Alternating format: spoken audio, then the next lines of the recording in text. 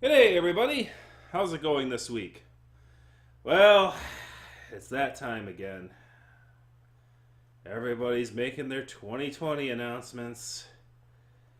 But this is a furry channel. We talk about furry news. And good thing that none of these people running for office in 2020 have brought up that topic yet, so that we don't have to talk about it.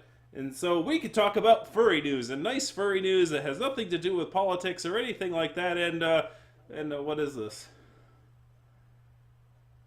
Oh, really? Okay, now I have to talk about 2020. Thanks, RNC or NRC or whatever they are. One of those R acronyms, NRCC. Thanks for that. Thank you. So, this tweet was being passed around a little bit in the fandom. It's mostly a sort of a partisan, standard partisan fare.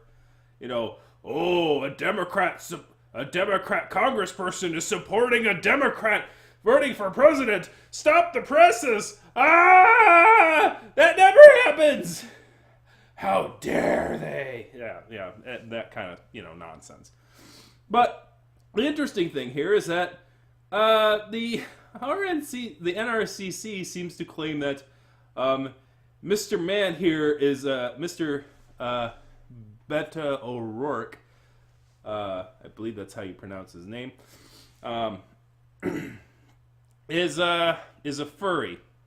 So for those of you who don't know politics all that much, Beto O'Rourke was the individual in Texas who in 2018 ran against Ted Cruz and got pretty close, and his campaign was pretty well known for that. And apparently, the Republicans were very happy that Beto O'Rourke didn't win against the person whose father assassinated JFK. I mean, they were happy that Ted Cruz held on to his seat. I mean, frickin' Republicans are weird. Their inner fightings is something to behold for sure. But let's talk about this claim here that Beto O'Rourke is a furry. First off, lawless furries usually don't run for office. Usually they're more like this guy here. Oh, really? This guy. They're more like this guy. If there's an original lawless furry in the world, I think we could all agree that this is the original outlaw, right? Like that's an outlaw furry right there. Dresses in green and like he's playing a Link cosplay or something. I don't know. But anyways, enough about Robin Hood. So yeah, the first thing you want to do when you don't believe in the law is run for political office. That's a great idea. Anyways, so what else do we got? So he's a furry. So they use the way they got by the way. So why did they believe that this guy is a furry? Well, they have a picture here from a Mother Jones article from way back when, I guess, when they were doing an interview with this group. And Mr. O'Rourke here was leading a rock band, I guess, and they were dressed as sheep. Which, by the way, like if you're gonna make like jokes about his costuming, having him like saying, "Oh man, you follow this guy, you're just another sheep, man. You're just another sheep, man." Like, I mean, it just writes itself. You don't have to like go deep cut and go, "Oh my gosh, this guy's a furry." Like, we'll go over this later a little bit, but that doesn't mean anything. Here's the thing, like, so if you read the article about this particular costuming performance, this actually has to do with the fact that this group of performers was basically a cover band, and they wanted themselves. They were trying to play off that they were this exotic band that was flown in from New Zealand, and they didn't want the locals to recognize them, so they put on like these animal costumes. And I guess it matches that if you are going to fleece an audience that you're not who you actually are, then wearing, I think, a sheep costume is an appropriate fit. For sure. So that's basically why they were wearing those costumes. Um, I think here, like, I think one of the biggest highlights here is that there seems to be a growing. Interestingly enough, like furry has evolved as a definition, or at least like the people have seen furry evolve as sort of a definition over time, particularly when it comes to the mainstream coverage of furry. And I think this is just further evidence that many people tie furry with just animal costumed characters. I mean, it's the thing that sticks out about the furry fandom is that we're animal costumed characters. So a lot of them will go, hey, look, that person's in an animal costume. They must be a furry. Or, like, but here's the thing. If you go to the statistics about the furry fandom, only about 1 in 5 people who are furries actually own a fursuit of their character or own a fursuit in general. So basically, I'm one of the 20% of the furry fandom that actually has one. A lot of them don't. They're quite pricey. They're an investment. They are quite bulky to travel around with. There are some negative impacts of having these costumes, like on your ability to like move from place to place and all that other stuff. They can be a hindrance sometimes, even though they're kind of cool. Like they get warm. Even these partials get warm. But that being said, it's still that is a sort of misconstruing of that. Having an animal costume is what makes somebody a furry, or that to be a furry you have to have an animal costume is not accurate whatsoever. So that being said, and for instance, like one of the founders of this fandom, who recently passed, who I did a video of up here, his name is Fred Patton. He did not have a fursona. He didn't even have a here's the thing. Most furries usually have at least a animal persona, which we call a fursona. Fred Patton didn't even have that. He's like, no, I'm a human.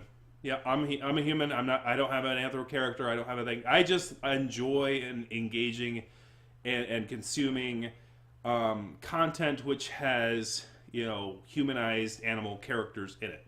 So he is like basically like one of those guys who's like very baseline definition of a furry. He doesn't have a fursona, doesn't have a thing. He's just into the fandom and in being a fan of that kind of content. So at bare bones, like that's what you have. So literally, you can't tell if somebody's a furry or not just because they're in their human skin. I know that's scary to you guys. I know you guys get freaked out because they might be one of us. Oh no! What if Furz was one of us? Oh, whoa, whoa, whoa, whoa, whoa, whoa. So yeah. That being said, as well, it also has to be noted that it seems like the tweet here has some unfortunate connotations to it, and that is that furry is some sort of political thing. And recently, as far as memes go and the internet is concerned, there does seem to be a stint which I am starting to notice where they're like, well, furry, we're trying to tie furry as a subversive element to the left. Now, obviously, there are a lot of people in leadership in the position who have taken progressive ideas and have progressive or left-leaning political philosophies. However, it is also extremely important to note that furry in and of itself does not furry as a not as a group, because as a group every individual has politics and politics does influence groups and individuals. But furry as a concept is apolitical. For instance, while I could say for the fact that O'Rourke here is most likely not a furry, because he just so happened to wear an animal costume this one time. There was a representative in Arizona who reached out and tried to have her own tried to peruse her own lion fursona from Arizona, Kelly Thompson. And by the way, the video is up here about the whole kerfluffle around the lady from Arizona's stint with the furries, learning what furries were, and then basically trying to adapt and her own persona and the pitfalls that she fell in under there. It's a very interesting video about a very interesting event in the fandom, so I would recommend watching that if you have not already.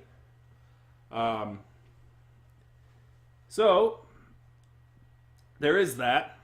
Tekru is a very well-known kangaroo character who consumes what's considered conservative media. Doc Thompson, I think, who recently passed. I think that's his name. So like it's not a political organization in and of itself either.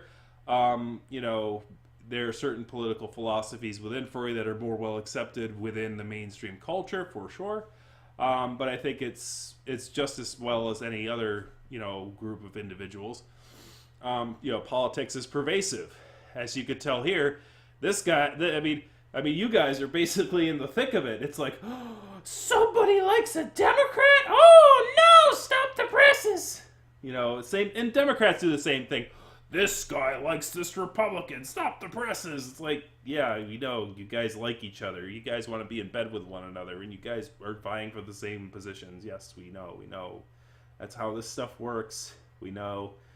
But anyways, I guess the big point of this video is, and I think the most important point is that just because somebody is wearing an animal costume, here's the thing.